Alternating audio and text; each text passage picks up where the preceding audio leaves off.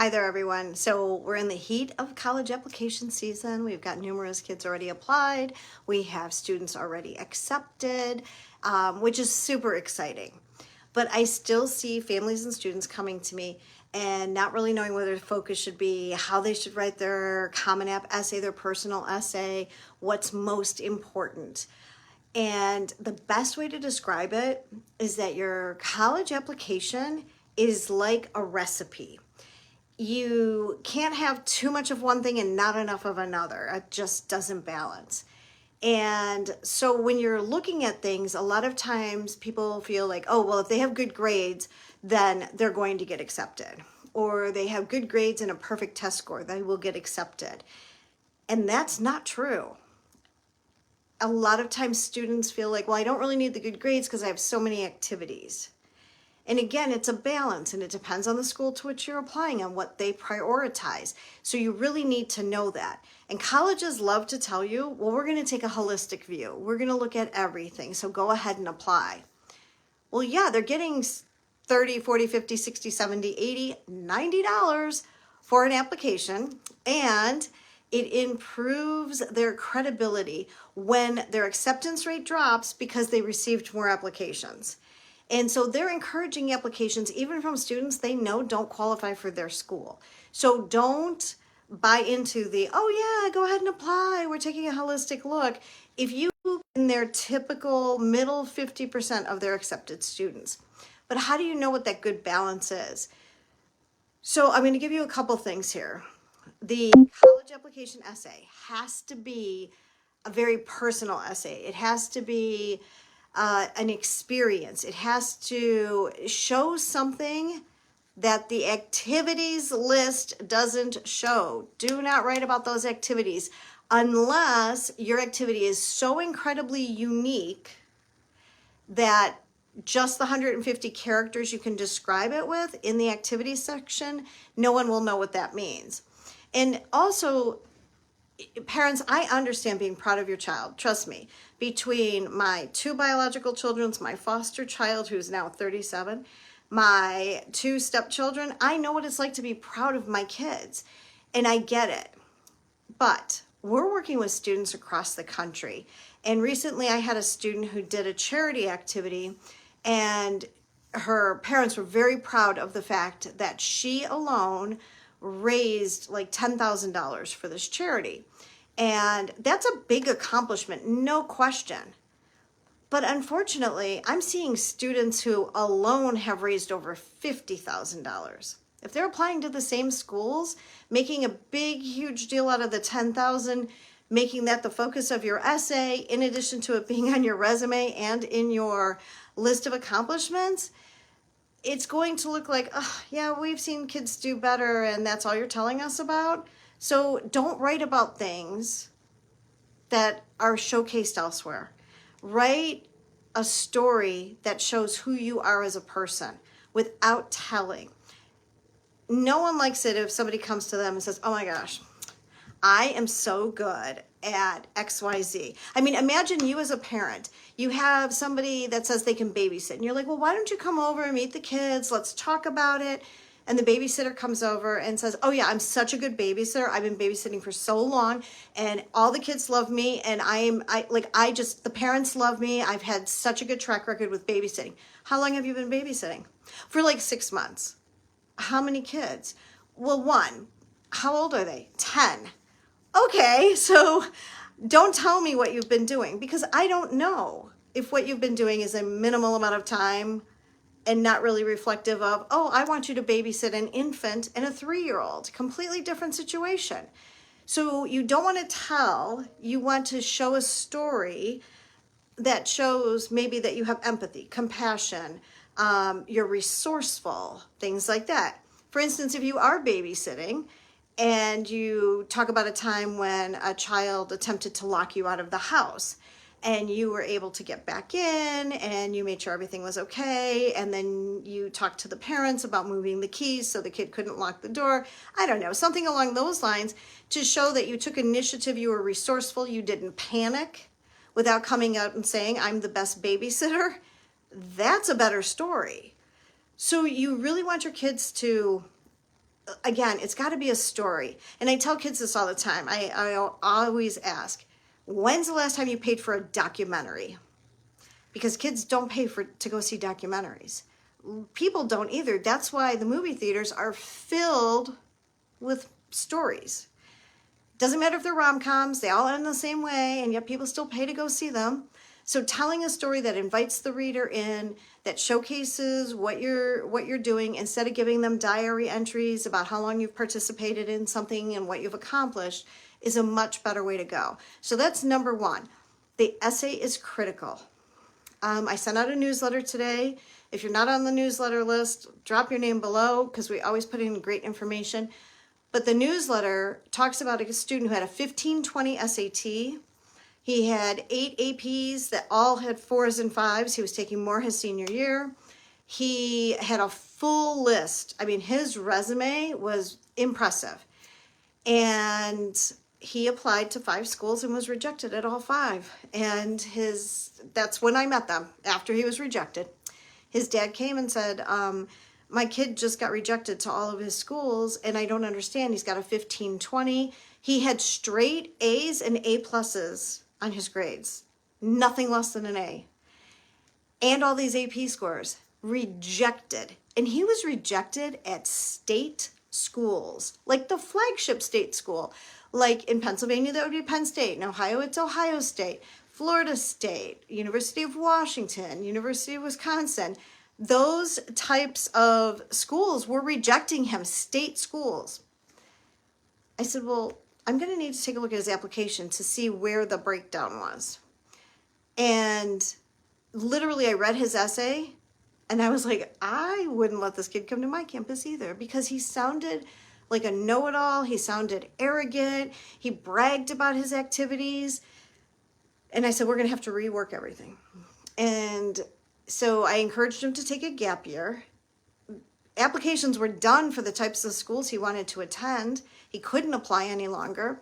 So I encouraged him to take a gap year. This was right before April of his senior year. This was happening. We got together in July to apply for the next year. He did nothing between April and July that would make any impact on his decision. But we redid his essay. And he and I kind of battled about some things, but eventually he took my advice. He got into every school he was rejected at previously, with the exception of MIT.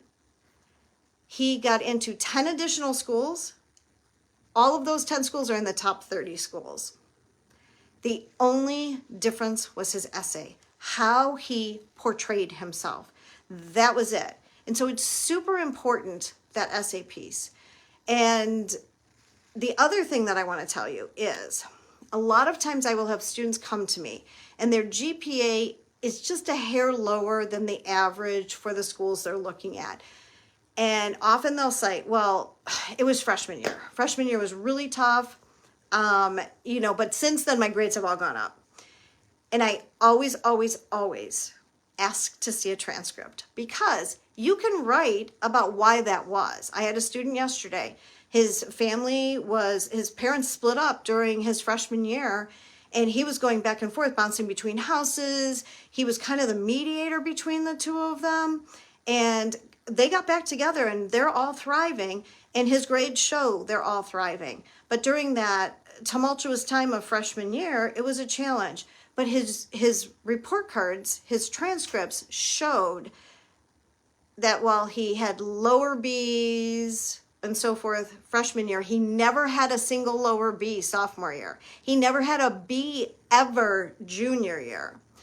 So if a student wants to write about, oh, my GPA is low because of this incident, you have to be sure there aren't C's or lower B's if you're trying to make the case that you're a much better student. Students will say, well, it was just, really bad that year, or I had a really bad teacher, but since then the grades are all good. And then when I look at transcripts, I'm like, you had 2 C's your sophomore year, and your junior year you still had a C and a B minus. Well, yeah, but my GPA went up. Well, yeah, you were taking weighted classes, but you still were getting C's and B minuses. Like, you can't make a case that you're doing so much better when those grades are still trickling in there. So just if you have younger children, be sure you're letting them know those grades stick with you. So it's really best to get off on a good, it's the beginning of the school year. Now's the time to really lay that foundation to make sure they're in a good place. If your child, though, did have a bad semester, a bad year, but it has really turned the corner and the grades are indicative, when a college admission person looks at it, they're going to go, oh yeah, with no emotion, no investment in your child, they're going to say, oh yeah, these grades have totally turned around. There's no question about it. You can write an additional essay. It comes on the Common App after the regular essay, and you can write about what those challenges were. You cannot say that you had a bad teacher or that you had the toughest teacher in the school, and that everyone knows that. It has to be very cut and dry, black and white, on what the challenges were and how you've overcome those challenges so that you're not likely to face them as a freshman in college. And keep in mind, schools are businesses. When they accept your child, they want to know they're getting an entire year's worth of tuition, not just first semester. Because when your kid goes to college, you only pay for that first semester. And if they have a tough teacher or an upheaval in their life and they don't do well, the college knows that you're going to say, you know what, I'm not paying for you to go here, you're coming home. And every school has this bleed between first and second semester for freshmen. Some freshmen leave the first couple weeks of school, but there's always fewer freshmen on campus second semester than first semester. And that bleed is expensive to colleges. So when they're evaluating these grades, test scores, essays, resumes, activities, they're looking for who's going to fit in so well that they're not going to want to leave. And they're going to fit in so well, we can already see they're capable of the coursework. They've taken APs and done well. They've scored well on the test for the AP exams, not just got an A in the class, but got a 2 on the test. Because then they're going to think, oh, it was an easy teacher. So they're looking at all of these things. Like I said, it's a recipe. It's all these components to determine who is going to want to stay, who is going to fit in, who's going to contribute to the campus, who is going to participate. We've got to fill up all these clubs. We've got to be appealing to the next customers who are coming along, and who is likely to get good enough grades that their parents will continue to write checks. That's what they're looking for. It's a business, because kids aren't applying to come in January during freshman year. So when you're looking at putting together your recipe, it's great if your kid really excelled in one area and they did fabulous. That's awesome. But when you're making that recipe, you've got to find ways to offset that. Because if I put too much salt in the recipe, I'm going to have to fix it by adding other things in there. Otherwise, no one's going to enjoy it. Or if I put too much chocolate in my chocolate chip cookies, it might be too much for some people. So you've got to make sure that you've got that balance. And that's what I wanted to kind of share with everybody today, because I'm seeing, I have a lot of students who started working with us back in July on applications and essays.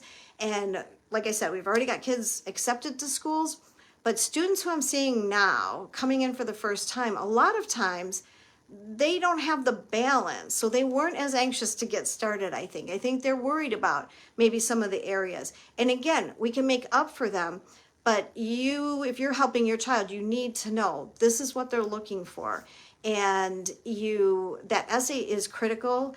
Even though some schools will say, oh, you don't have to submit a personal statement, you're missing an opportunity to give them the best recipe possible. So just kind of look at it that way.